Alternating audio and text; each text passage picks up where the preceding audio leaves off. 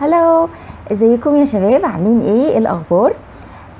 النهارده محضره لكم فيديو كده هنتكلم فيه على الماني اكسبريشنز. يعني ايه ماني اكسبريشنز؟ يعني انا مثلا لو عايزه اتعامل بالفلوس، او انا عايزه اقول ده غالي ده رخيص، لا معقول بس ده غالي جدا، عايزه استخدم الفيربس او الافعال اللي انا اصرف، اكلف، التكلفه، الحاجات دي كلها. بلاقي ان الناس عندها معاناه انها تغير في الفيربس او تغير في السنتنسز. في حاجات ثابته عندي بقولها طول الوقت، يعني زي expensive، دي طول الوقت الناس بتقولها expensive. لما عاوزه اغير مثلا اقول it's very very very very very expensive. طبعا ده مش صح، استخدام very كتير ده مش صح. يعني حتى في expression دايما بقوله using very very it's not a very good idea. استخدام very very كتير مش فكره كويس. تمام. طب انا عشان استخدم او اتكلم في الفلوس، في الماني، لان دي حياتي اليوميه اصلا، زي ما بنقول كده الديلي لايف بتاعتي، محتاج expressions، محتاج verbs، محتاج حاجات كده. الفيديو ده عشانك، عشان الحاجات دي كلها. تعالوا نبتدي واحده واحده كده، نشوف الحاجات اللي انا محتاجها. اول حاجه كلمه عمله. عمله معناها currency. والعملة الصعبة اللي هي الدولارز بتقال عليها hard currency. يبقى كلمة currency دي معناها عملة. العملة الورق اللي هو الفلوس الورق، تمام، بيبقى اسمها نوتس، ودي مش مستخدمة قوي. نوتس. الفضيات دي بنقول عليها coins. يبقى انا عندي money، currency، notes، coins. طيب ايه الفيربس او الكومن verbs اللي بستخدمها وانا بتكلم على الماني او الماني issues؟ اول حاجه كلمه ينفق اسمها spend. وspend الفيرب ده دايما عندي رول كده بيقولك ان لو عندك n plus d، تمام، الدي بتبقى silent. يعني انا بقول دايما I will spend a lot of money on كذا. يبقى انا وانا بقولها كسنتنس او بقولها كجمله بستخدمها spend اللي هي معناها ينفق. spend يبقى spend معناها ينفق. ودايما بستخدم البريبوزيشن او حرف الجر spend on. يعني ممكن نقول جمله عشان نفهم اكتر. last week، طبعا مش بقولها last week، لا، وانا بعمل اللينك ما بين الوردز، ما بين الكلمات، لو عندي 3 consonant او 3 سواكن ورا بعض وفي النص تي، بشيل التي خالص بتبقى silent. فبقولها last week I spent $100 on food. يبقى spend on، صرفت 100 جنيه على الاكل او $100 على الاكل، يبقى spend on. and $20 on box. مش لازم بقى اكرر نفس الفيرب تاني، خلاص انا قلته اول مره وعطفت باند، يبقى انا كده خلاص انا فهمت ان انا عايزه اقول ايه. هقول السنتنس تاني على بعض. last week I spent $100 on food and $20 on box. تمام. طيب الفيرب اللي بعده هو pay for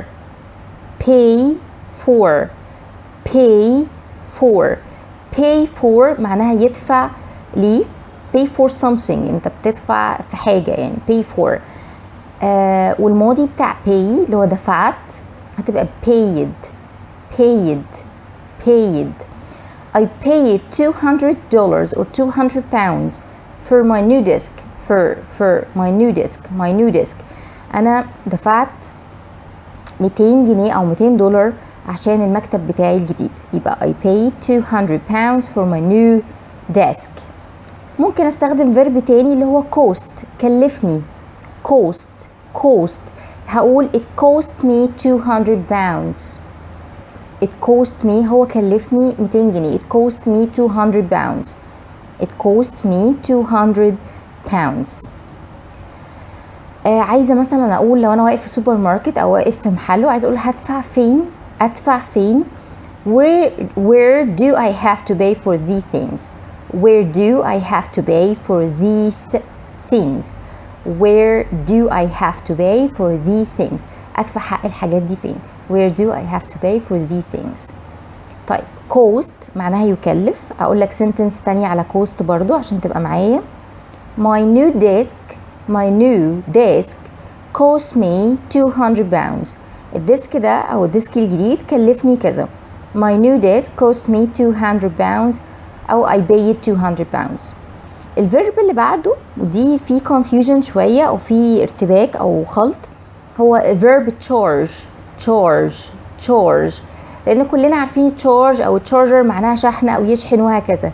لا، هي charge بتيجي بمعنى برضو يكلفني، خصوصا لو service، يعني لو خدمة، لو حد قال إيه مثلا الكورس كلفني كذا أو الحاجة دي كلفتني كذا، ففي الحالة دي ممكن استخدم charge. لو أنا مثلا بدفع بشتري حاجة أونلاين فأقول it charged me كذا، يعني هي كلفتني كذا. نقول sentence هقول the mechanic charged me 100. the mechanic charged me 100. أو ممكن أقول the mechanic asked me to pay 100 for the service he provided. الفيرب اللي بعده هو يسلف، lend يسلف. وطبعا لو هقولها في sentence يبقى القاعدة همشيها اللي هو n plus دي تبقى silent، يبقى lend يسلف. الإكزامبل بتاعه could you lend me some money. ممكن تسلفني فلوس. طيب الفيرب التاني هو borrow يستلف، دي يسلف والتانية borrow يستلف. borrow could I borrow some money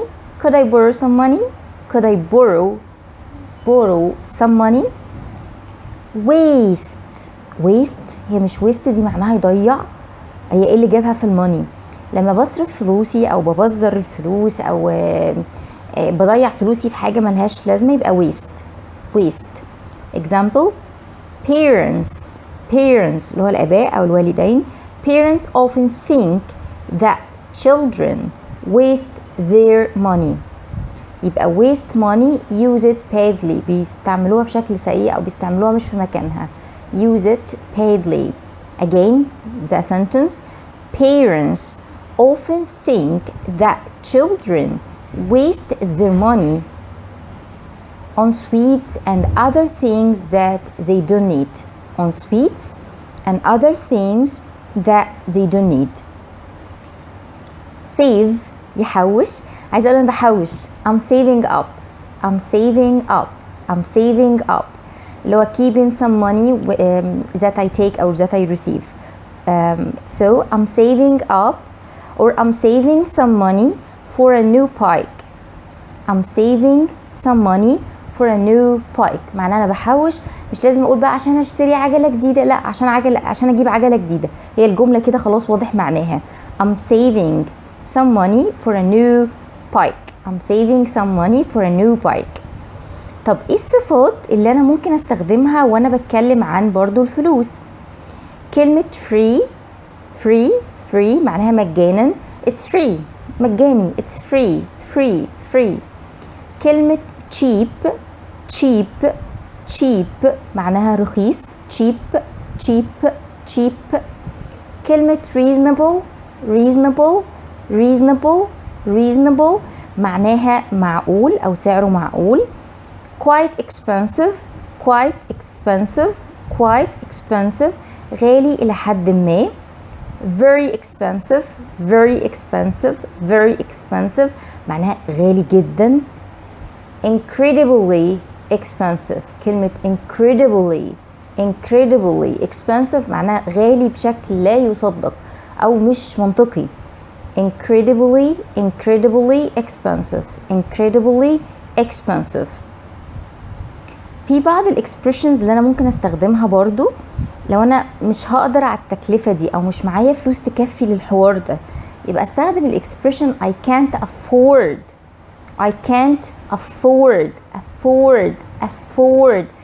can't afford to go on holiday this year. مش هقدر اروح مصيف السنة دي، مش هقدر اطلع اجازة السنة دي، معناها ان انا مش معايا فلوس تكفي ان انا اتحمل النفقة دي. I can't afford to go on holiday this year. How much is that watch worth? How much is that watch worth؟ هي الساعة دي حقها كام أو تستحق كام؟ يبقى worth معناها تستحق أو الفاليو بتاعتها أو القيمة بتاعتها إيه؟ الفاليو بتاعتها. The cost of living تكلفة المعيشة. The cost of living in Egypt is very expensive. The cost of living. في كمان حاجة مساوية ليها اللي هي the standard of living اللي هو the level of money and comfort people have. مستوى المعيشة أو مستوى الفلوس والراحة اللي الناس عايشين. يبقى أنا ممكن أقول the cost of living or the standard of living. The cost of living or the standard of living. اتمنى الفيديو يكون عجبكم. لو عجبك انا عايزه بقى شير ولايكس وكومنتس كتير كده. واهم حاجه في الموضوع ان انت تحاول تستخدم الفيربس دي والاكسبريشنز دي مع اصحابك في كومنتس في باراجراف صغير في سبيكينج. المهم تمارسها. practice will do the trick. Okay, see you in my next video. Thank you. لو عجبك الفيديو ما تنساش تعمل لايك وشير على الفيسبوك. ولو متابعني على اليوتيوب وحاسس ان الشرح بسيط عليك وبتستفيد فعلا ما تنساش تعمل سبسكرايب وتفعل البتاع اللي بيقولوا عليه ده جرس التنبيه. ما تنساش.